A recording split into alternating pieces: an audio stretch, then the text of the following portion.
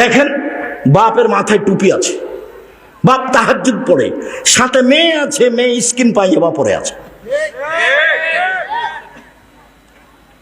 বাপের টুপি মাথায় দিয়ে আছে, প্রতি বছর হজ করে, উমরা করে, সাথে মেয়ে আছে, এমন পায়জামা পরে আছে যার ভিতর আরো দুজন ঢুকবে। কৃষ্টি কালচারে তাদের সাথে মিশে যাবে।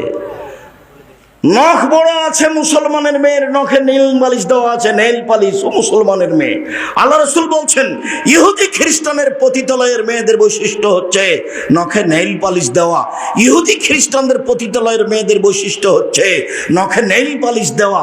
ইহুদি খ্রিস্টানদের পতিতালয়ের মেয়েদের বৈশিষ্ট্য হচ্ছে নখ বড় রাখা, নখে নেল পালিশ দেওয়া। আমার উম্মত মিশে যাবে তাদের সাথে। ডান পায়ের জুতা যেমন বাম পায়ের সমান সমান সমান মিশে যাবে, ডান হাতের যেমন বাম হাতের সমান সমান সমান মিশে যাবে চাল চলনে। তারা যদি মায়ের সাথে জেনা করে থাকে, আমার উম্মত মায়ের সাথে জেনা করবে। দেখেন, আপনার পাশে বাচ্চাটা বসে আছে, তার উপরে চুল আছে, সব দিক চাচা আছে, এটা কার?